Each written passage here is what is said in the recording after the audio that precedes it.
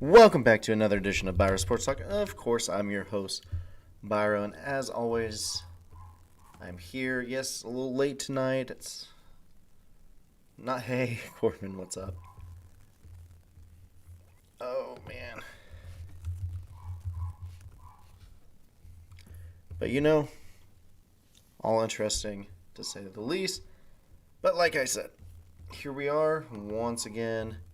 Let's not forget to mention YouTube, Twitter, Facebook, Twitch, and don't forget there is an Instagram as well. Your gaming accessories, game protectors, Funko Pop protectors, you name it, gaming merch. Evo Retro has it. Might as well give them a look. Does not hurt. Can only help. But let's dive right into it. So let's see. Yep, I'm pretty sure the cat stole my pen. So if you guys don't know, for the playoffs, I usually write down how things turn out to avoid getting up and walking. I'm just going to go off of the sheet here and give you the results. I chose the Bengals. The Bengals won. Bills destroyed the Patriots. Steelers lost. Whew, close one. Lost to the Chiefs. Let's not forget Eagles, Bucks. Buccaneers won. Cowboys, 49ers. 49ers won. I missed that one. And the Rams beat the Cardinals. So Rams won. Who is where? So in your AFC, you got the Bengals and Titans. Trying to have a feel out there right now.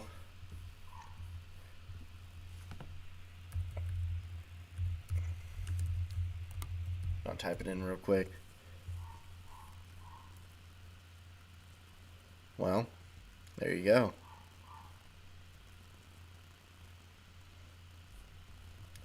So, with the Titans playing the Bengals, and of course, Derrick Henry ready to go, I gotta go with the Titans up. Not because the Bengals are bad by any means, I just think they're young. A lot of good young teams lose early. And I just want to see them succeed, and I think, yes, the win last week was great, but I do think they keep it close in a loss this week. So going Titans over the Bengals. That leaves the Bills and Chiefs. I'm going to stick with my early season predictions. Bills beating the Chiefs. So, with that, the prediction for the conference championships next week will be the Titans and Bills. Let's move to the NFC. So the NFC, you got the Packers playing the 49ers.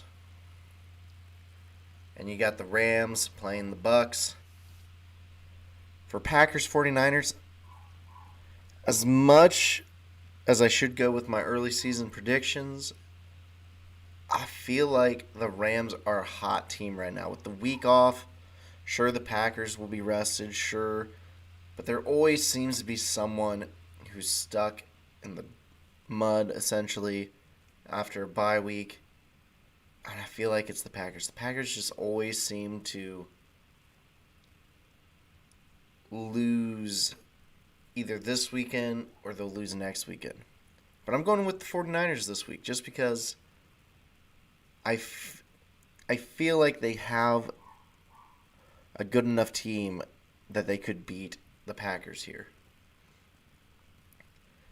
As for the Rams versus the Bucks, again, as much as I would love to pick the Bucks, I think I'm going to go Rams. Rams dominating performance last time out against the Cardinals, looking like the team to beat. I think you got an NFC West final in the NFC Championship game. So you got. So the prediction is 49ers versus the Rams. That's a weird place to leave it. And we'll leave it at that.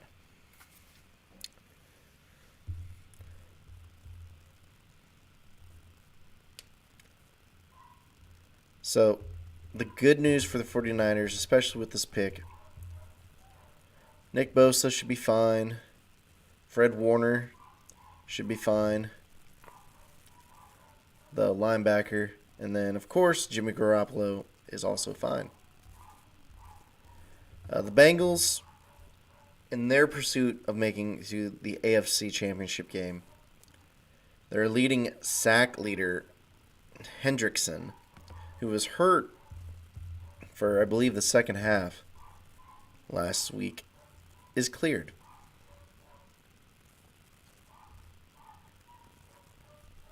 So there you have it. A lot of players coming back for this week.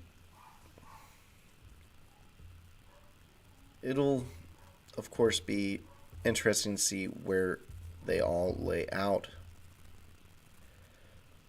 So some interesting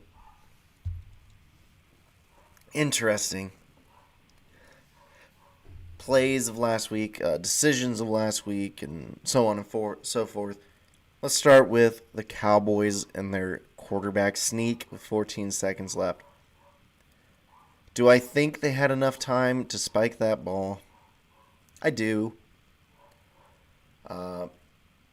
Where is the fault? Is it the ref's fault? Is it... Honestly,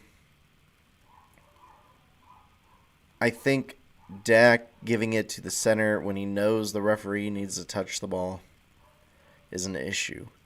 The center, of course, went looking for the ref right away. It was just a disaster for a play call that will be infamous for now this year.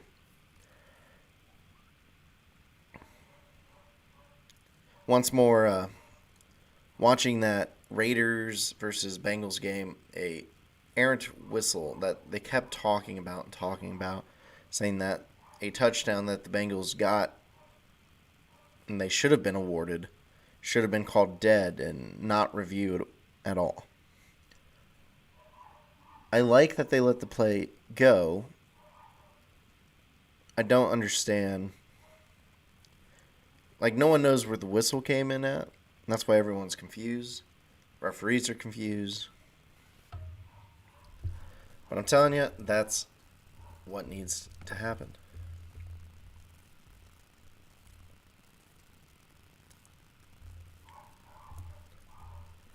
What else is going on? Oh. This is funny. I find fines very, very interesting. So Dak, let's see, post-game question.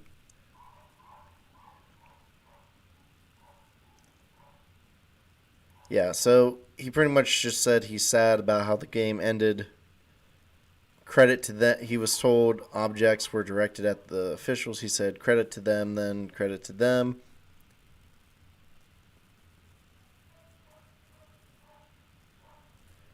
I don't know why they're fining him $25,000. I mean, he even apologized later, saying, "I deeply regret the comments I made regarding the officials." But, man, what do you expect from people, man? Because you're asking someone to make a comment about not being able to jump the hurdle this time around, struggling against a team you should have beaten pretty soundly. Like, I get it, man. The guy's frustrated. He's upset. And we expect him to be, like, perfect. Robotic, almost.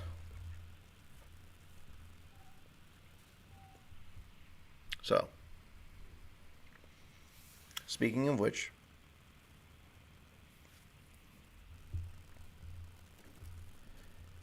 along with this Packers 49ers game, there is an interesting rivalry there. I remember some of these games myself.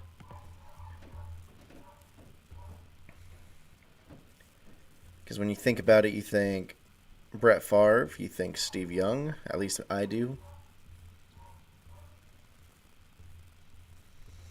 And that's exactly what it is for the most part.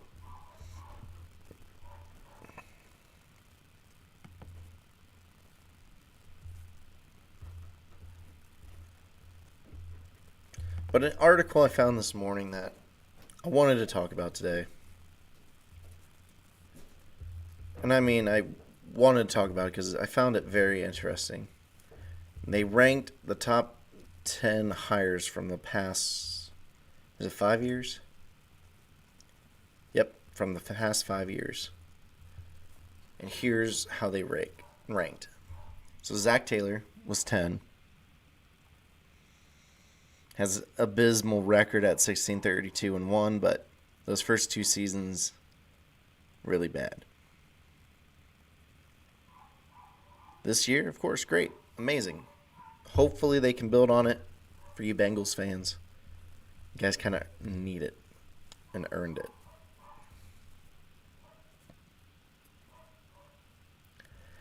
At 9, they have Anthony Lynn.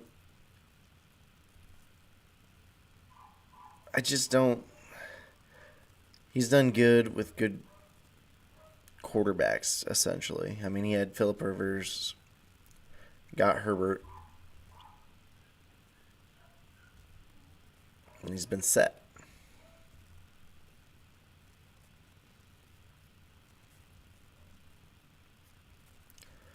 Eight, they have Kevin Stefanski, which a little surprising. He inherited Baker. He took over for Hugh Jackson after going 0-16 under Hugh Jackson. Yeah.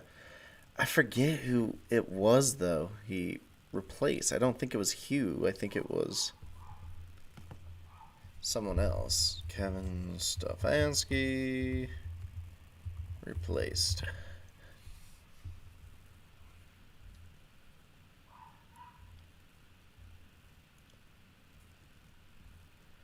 I'm just trying to see if I can find this, because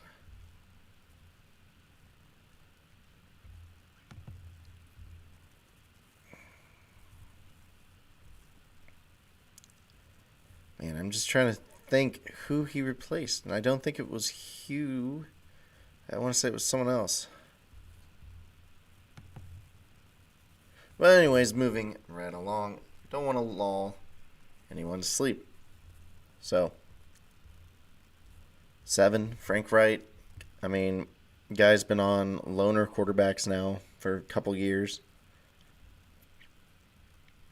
They think they have something with Carson Wentz. They lost of making the playoffs because they lost to the Jacksonville Jaguars on the last day.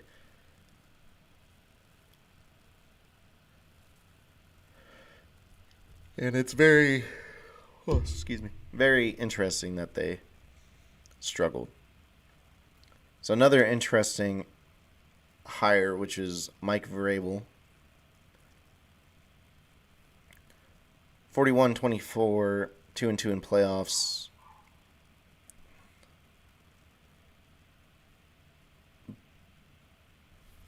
The team wasn't very good. Had Marcus Mariota before he got there. He's not a bad coach, honestly.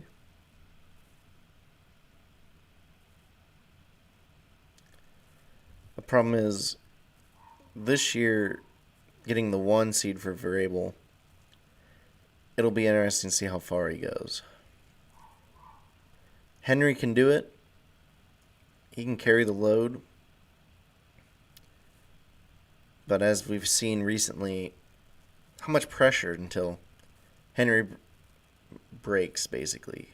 He normally just takes the beating, takes the punishment. But he's been getting hurt a lot recently. Could be usage, could be a number of things. 5, they have Kyle Shanahan because he made it to the Super Bowl. He's 39-42. For his good seasons, he has some bad seasons.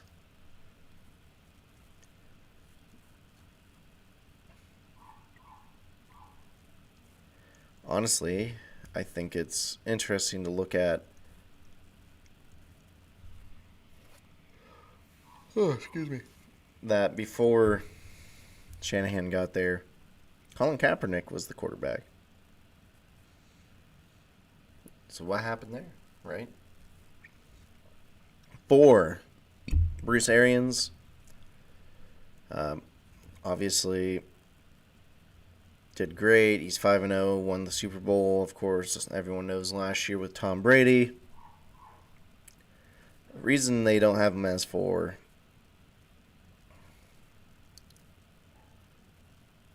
is because of him struggling without Tom. Going like 7-9. And that's, excuse me. And that's the reason why, which, whatever. Arians, though, is a pretty good coach to begin with. His previous job, of course, was a head coach with the Cardinals, where he did pretty well. Sean McDermott, is 3 with the Bills, and we all know he's done very well. He inherited Tyrod Taylor. However, he got Josh Allen and hasn't looked back since. Matt LaFleur, of course, inherited Aaron Rodgers. Still has Aaron Rodgers. They try to get Jordan Love, and starting to realize Love might not be the answer for after Aaron Rodgers.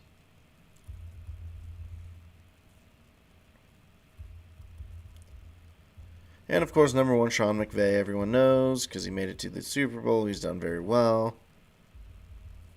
I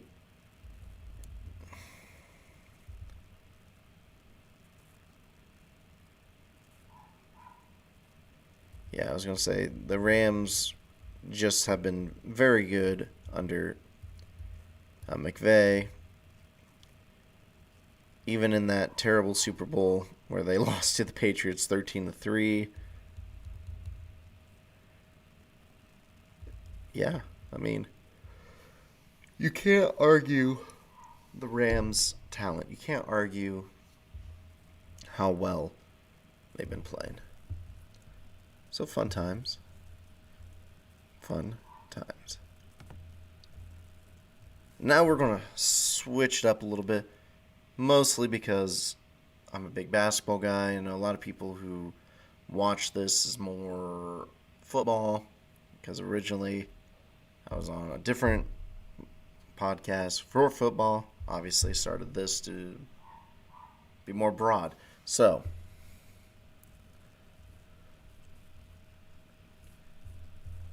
this article is very interesting as well. 5 things the Lakers need to do. It says to live up to the LeBron James's promise of we'll be better. Well, 1, Anthony Davis got to be healthy, man. He's hurt right now with a sprained MCL. Dude's weak, man. He's injury prone. And it's not, I can't say weak per se. I mean, that's an insulting thing to say. He's just not durable, I guess would be a better term.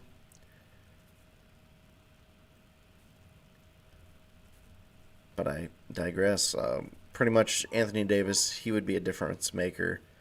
The Lakers are 6-7 without him right now. They probably win half those losses, I would say. They got to fix the defense, though. I mean, to be very good at defense helps a lot for teams in basketball. Not always, but it does help a lot.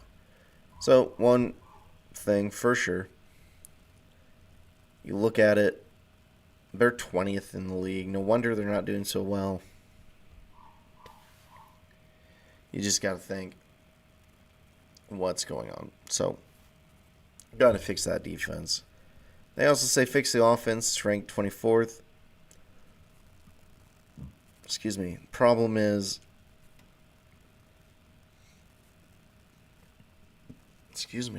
problem is just slow. Slowest offense in the league.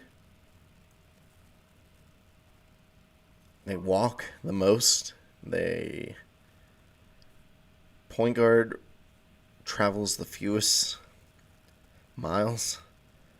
So yeah, they're not doing so good. But the Lakers are just an old team, and LeBron is so certain that you got to build this way.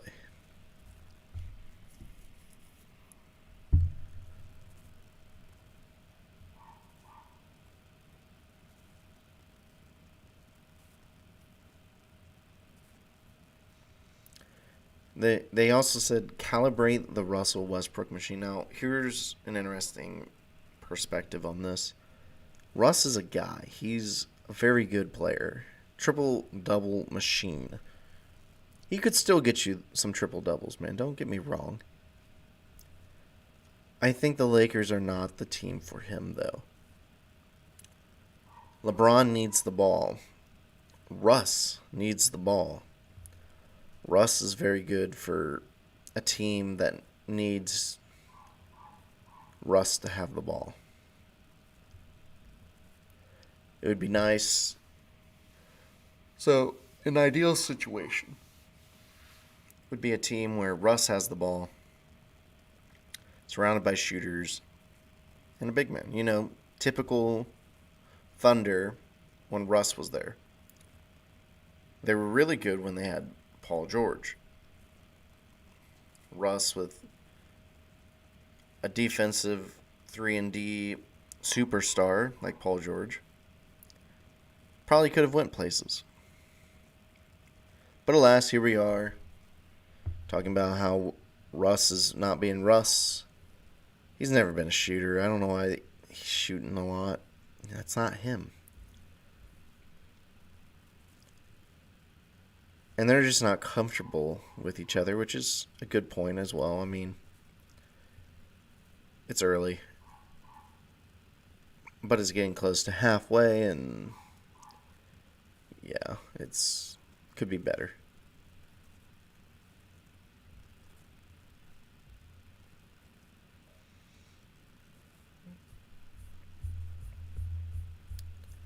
So there you have it. So let's look at the standings real quick, because that's what we do. We like to look at standings. We like to look at our stats. We like to, just look at every possible answer here. In the East, you have the Bulls at 28-15 in the 1, Heat in the 2 at 29-16, the Nets third, 28-16. Bucks 4, 28-19. 76ers 26-18. Cavaliers 27-19. An intriguing top 6, especially with Cavaliers right there. Heat jumping all the way to 2. They weren't that high not too long ago, but it helps doing well. Now, the 7 through 10, again, playoffs is how it works. 7 plays 8. Winner is the 7 seed. 9 plays 10. Loser's eliminated. Winner of that plays the loser of 7 and 8 for the 8 seed. And here's those 4 teams for you on the East side. So the East side, you got the Hornets at 25-20. Wizards 23-22, which is pretty good. Celtics 23-23. Raptors 21-21. So you got a lot of 500 teams. Outside looking in at 11 right now, the Knicks 22-23. Their team I expect to slip back in. Then you have the Hawks, who for some reasons just not playing very well. The Pacers, the Pistons, and the Magic. The Magic at 8 wins on the season. 38 losses, but 8 wins on the season. On the West side, In your first place, you got the Suns 34-9, Warriors 32-12, Grizzlies 31-16, Jazz 29-16, Mavericks 26-19, and Nuggets 23-20. Nuggets just pulling off a big trade recently, sending Bol to the Celtics, I believe, and some other players, but we can dive into that here in a second. Now the 7 through 10 again. Got the Timberwolves at 7, Lakers at 8, Clippers at 9, Trailblazers at 10. Right behind the Trailblazers, kind of. They're 2 games back each. Got the Kings and Spurs. Pelicans kind of there.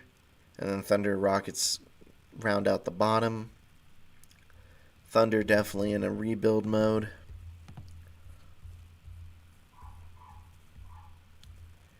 I didn't think it would be hit this hard of a rebuild, but yeah, it's hitting pretty hard.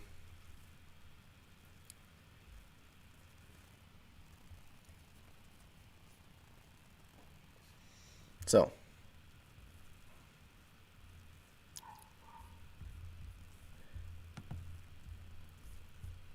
this trade, that's what I was going to do. I had to think what I was going to talk about.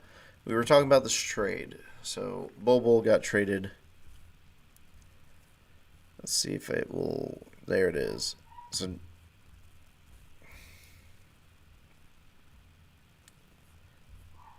here's the 3-team trade. It was 3 teams. It was the Celtics, Nuggets, and Spurs. There's 4 players on the move. None were starters. Apparently 2 are sidelined with injuries. And apparently it's all deals. Money. That's the point of this deal. So the deal is the Celtics got PJ Dozier and Bol. Dozier, he's a Celtic now, of course, played at South Carolina.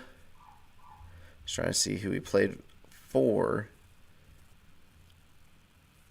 Spurs. Okay, he was a Spur before. Or am I looking wrong? I might be looking wrong, but Dozier.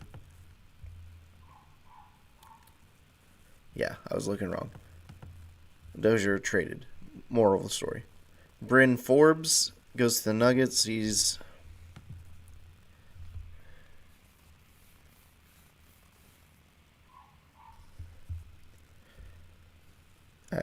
yeah, we'll discuss the trade here shortly.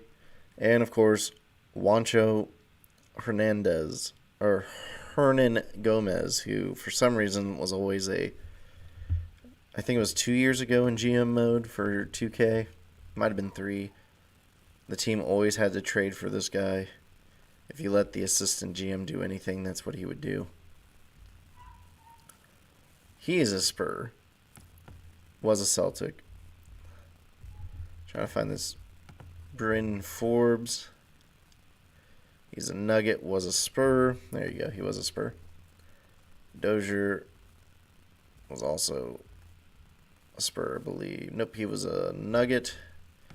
Dozier was a Nugget. Bol was a Nugget. There you go. So what else entails this trade?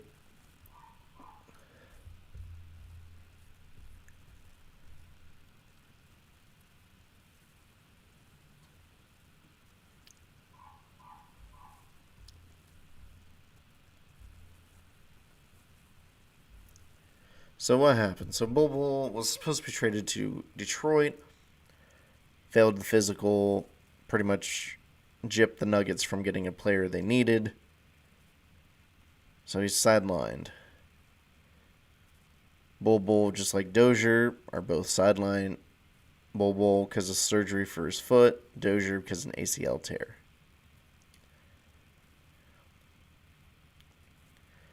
The problem with the Nuggets right now is Jamal Murray still working his way back from an ACL tear. Michael Porter Jr., back surgery. And Vlatko Konkar had surgery on a 5th metatarsal fracture in his right foot. Nuggets are deep. Problem is, they need some players. Forbes was an upgrade to a short-term solution with a rookie, Bones Highland.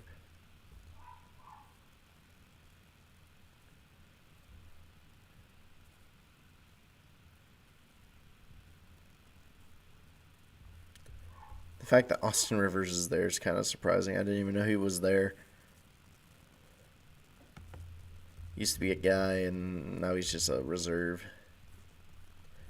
But anyways, so yeah, he gives them a much-needed guard, more efficient shooting guard. And that's kind of what Denver needs. So it gives them time to be involved and whatnot. So Boston gets Hernan Gomez.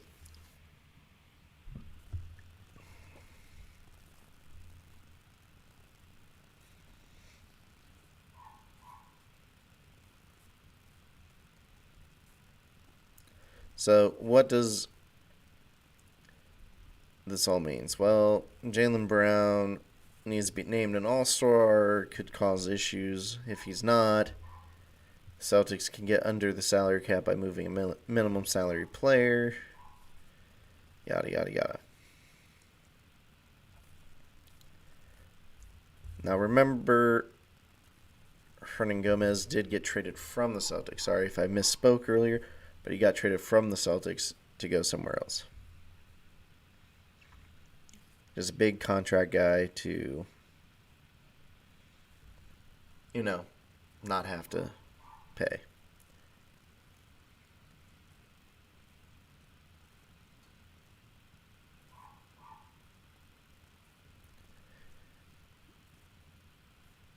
But yeah, Forbes was not doing well with Derek White and Lonnie Walker the fourth there. He just wasn't getting the playing time he deserved.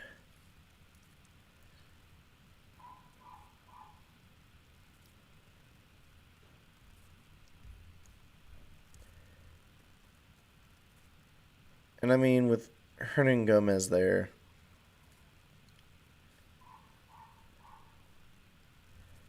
they can try and make something out of a bad situation. It's very interesting.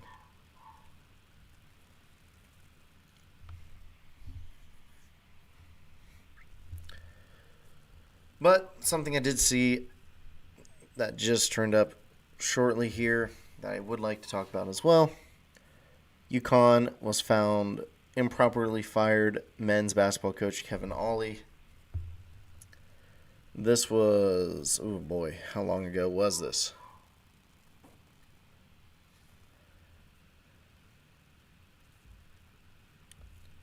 I forget when they fired him. He was a very good coach for them. I'm trying to double check because it was so. Oh, here it is. Okay. So, Kevin Ollie was improperly fired, and now UConn has to pay him $11 million for pretty much settlement or whatever. It's not settlement, it's ruling that he still needs paid more than $11 million.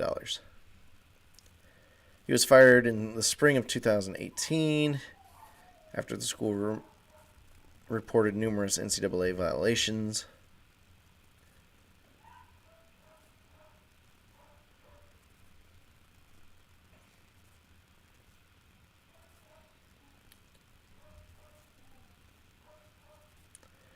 Oh my gosh, they had to say this. So, UConn, in response to the ruling that they have to pay Kevin Ollie, said in a statement that it vigorously disagrees, not just disagrees, they vigorously disagrees with the decision.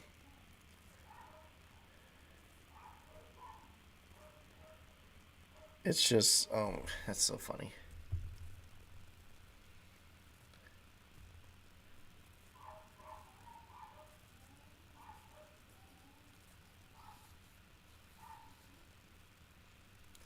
Yeah, and it was pretty much the rules that were violated in his program were not his fault, according to witnesses, testimonies, everything. The arbitrator found there was no just cause to terminate Kevin Ollie's employment to the team.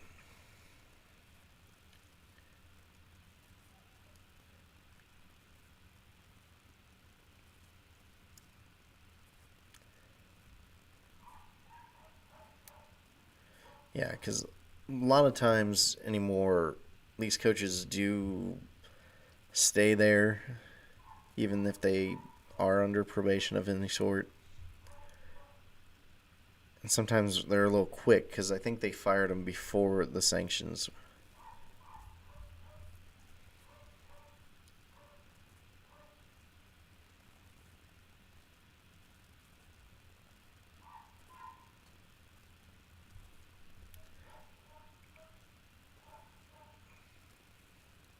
Yeah, he's staying face there, of course.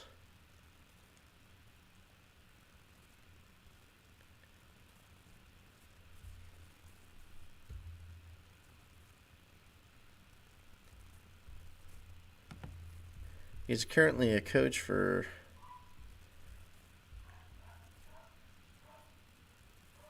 Overtime Elite. It's a professional basketball league for top prospects between 16 and 18. Interesting. Yes, sirree, Bob. Well, that's all I have for today's show. I hope everyone out there who does watch this gives it a shot. Trying for Twitch, I know I've said it many times, I'll say it again. Going to do gaming stuff sometime. It's a matter of finding time. Once we get that magic of this is what the schedule is going to be, we'll be good. So, thank you, and have a great rest of your evening.